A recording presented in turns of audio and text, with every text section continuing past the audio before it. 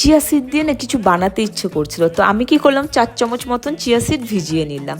তো ভিজিয়ে ভাবছি কি বানাবো বুঝে পাচ্ছি না। তো দুধের প্যাকেটটা দেখে ভাবলাম যদি চিয়া কাস্টার্ড বানাই কেমন হয়। তো কী করলাম 500 মতন দুধ ভালো করে গরম করে নিলাম, একটু দুধ উঠিয়ে 2 চামচ কাস্টার্ড পাউডার ভালো করে মিশিয়ে দুধে দিয়ে ভালো করে মিশিয়ে নিলাম। মিশিয়ে একটু মিষ্টির জন্য কনডেন্স মিল্ক দিয়ে দিলাম, দিয়ে ভালো করে মিশিয়ে নিলাম। যে কাস্টার্ডটা গাঢ় হয়ে এসছে একটা বাটিতে উঠিয়ে নিলাম। 1 চামচ মতন এলাচ পাউডার দিলাম, আর যে চিয়া সিডটা ভিজিয়ে রেখেছিলাম ওটা দিয়ে দিলাম, দিয়ে ভালো করে মিশিয়ে নিয়েছি। আর কিছু ড্রাই ফ্রুট না ছোট ছোট করে কেটে নিয়েছিলাম, ওইগুলো দিয়ে ভালো করে মিশিয়ে 2 থেকে 3 ঘন্টার জন্য ফ্রিজে রেখে দেব।